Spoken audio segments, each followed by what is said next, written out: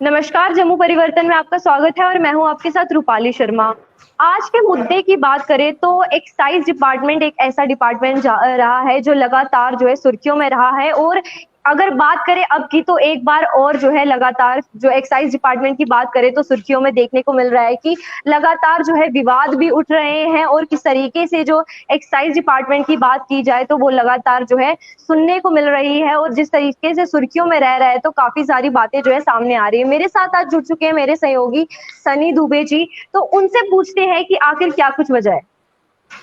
जी रूपाली, पहले तो जब से ये नई एक्साइज पॉलिसी जो जम्मू कश्मीर सरकार ने जम्मू कश्मीर में लॉन्च किया है, तो लगातार कह सकते हैं कि एक्साइज विभाग सुर्खियों में है। उसके अलावा लगातार कई आरोप भी लगाए जा रहे हैं विभाग के कई आला अधिकारियों पर। और इस बीच एक और नया मामला सामने देखने को मिल रहा है, जिसमें कुछ लोगों का आरोप है कि कुछ चुनिंदा लोगों को कह सकते लाभ प्रदान करने के लिए एक्साइज डिपार्टमेंट के जो आला अधिकारी काम कर रहे हैं। इससे पहले जब जो पुराने लाइसेंस विक्रेता थे, जो तमाम जितने भी ऑनर्स थे जो पुराने, तो वो भी ये आरोप लगाते थे। वो इसके बाद जब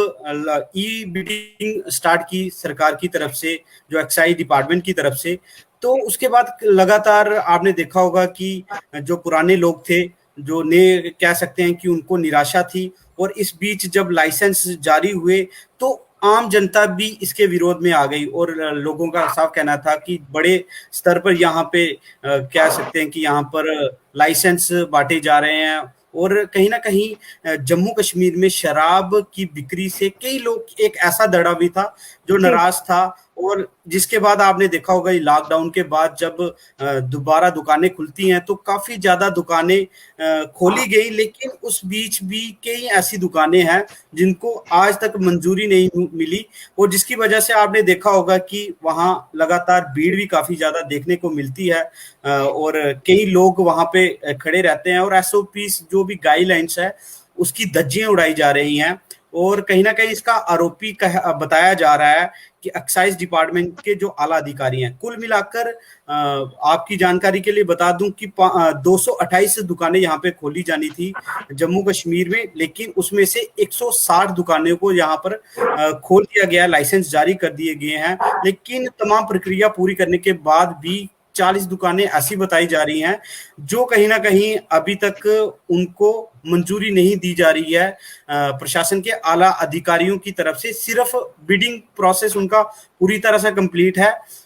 उन्हीं लोगों का आरोप है, कुछ लोग जम्मू परिवर्तन से संपर्क किए हुए हैं और उन्होंने बताया कि 160 लोगों को कह सकते हैं कि बेनिफिट देने के लिए बाहरी राज्यों के जो लोग हैं, जो बड़े ग्रुप्स हैं, यहाँ पर आकर जो वाइन्स का धंधा करना चाहते हैं, उनको फायदा देने के लिए कुछ लोगों को दरकिनार किया गया है, जिसमें से लगभग 40 ऐसे दुकानदार हैं, वाइन शॉप्स हैं, इनके लाइसेंस हैं, कहीं ना कहीं जानबूझकर पैंडी करने की बात आरोपों में दिख रही है। लेकिन वहीं अगर बात करें जहां 228 की बात की गई कि 228 दुकानों के जो है लाइसेंस निकाले गए थे और 160 दुकानें हैं जिनको लाइसेंस मिल चुका है और 40 ऐसी दुकानें हैं जिनके डॉक्यूमेंट्स भी पूरे हैं, जिनकी बिड भी हाई लगी थी और उसके बावजूद जो है एक्साइज डिपार्टमेंट उनकी जो लाइसेंस पे सिग्नेचर नहीं कर रहा। तो आखिर क्या वजह रह सकती है कि वो 40 दुकानें जो है उनके जो डॉक्यूमेंट्स है पूरे होने के बावजूद भी उन्हें जो है लाइसेंस नहीं मिल रहा? रूपाली जी, यहाँ पे अगर गौर करने की बात की जाए तो इसमें ये नहीं है कि 160 लोगों को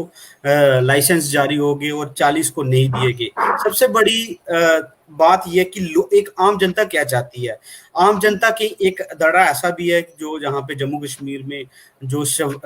कह सकते हैं कि शराब की दुकानें खुलने में पक्ष में होगा। और काफी ज्यादा लोग ऐसे भी हैं जो यहाँ पर चाहते हैं कि यहाँ पर पूरी तरह से जो वाइन शॉप्स हैं या शराब बिक्री है, पूरी तरह से यहाँ से प्रतिबंध लगा दिया जाए जम्मू कश्मीर में। लेकिन इस बीच अगर 160 लोगों को यहाँ पर अगर लाइसेंस जारी होते भी हैं, तो अगर सिर्फ पर्टिकुलर 160 लोगों को ही क्यों ये लाइसेंस दिए गए। सबसे अगर 40 लोग अगर अभी कतार में उन्होंने बिडिंग प्रोसेस पूरा कर दिया है, उनको क्यों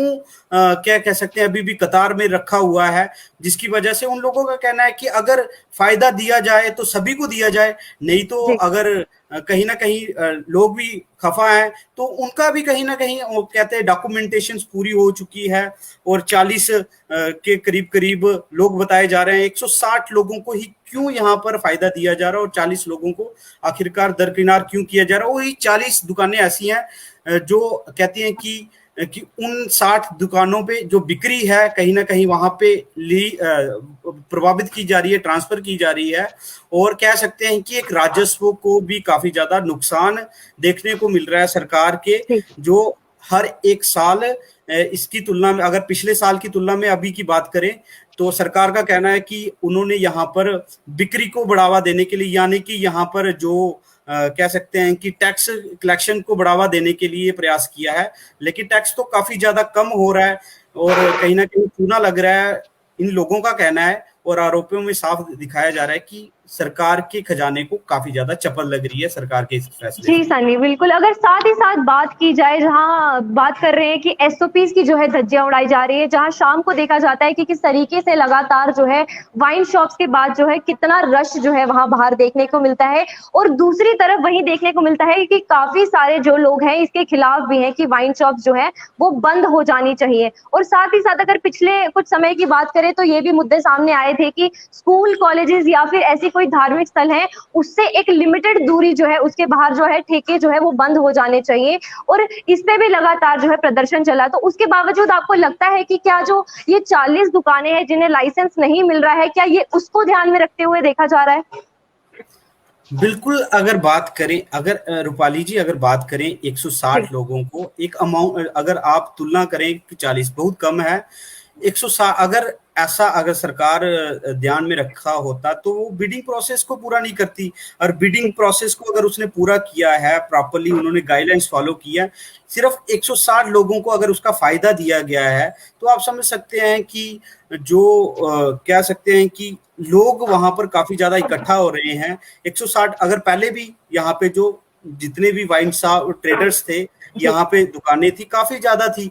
लेकिन वो दुकानें अब नहीं खुल पा रही हैं पूरी तरह से, तो आप समझ सकते हैं कि भीड़ कुछ दुकानों में जाकर वहां पे लिमिटेड रहेगी, वो काफी ज्यादा होगी, और 40 दुकानें अगर नहीं वहां पर खोली जा रही हैं तो साफ साफ जाहिर होता है कि कुछ लोगों का आरोप भी लगाना जायज रहेगा, क्योंकि उनका साफ कहना है कि बाहरी राज्यों के कुछ ट्रेडर्स को यहाँ पर फायदा पहुंचाने के लिए इन 40 लोगों को के लाइसेंस सिर्फ नहीं दिए गए, क्योंकि 160 लोगों को ऑलरेडी लाइसेंस डिपार्टमेंट दे चुका है, और एक्साइज कमिश्नर के सिर्फ साइन मुद्री मात्र से उनको लाइसेंस जारी हो सकते हैं। लेकिन इस बीच ध्यान देने वाली बात ये भी होगी कि अगर लोग इसका विरोध कर रहे हैं तो सरकार सिर्फ कुछ लोगों को ही क्यों इसका निशाना बना रही है। अगर सरकार चाहती है तो वहां पे सभी लोगों को, अगर यहाँ पे जितने भी वाइन शॉप्स है, तो अगर उन्हें कोई नुकसान पहुंच रहा है लोगों को, तो सबको बंद कर दे।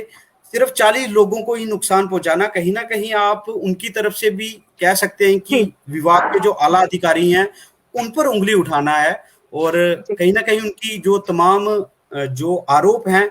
वो कहीं ना कहीं साफ दिखते हैं कि आरोप, अगर सरकारी अधिकारी जो हैं अगर इस पर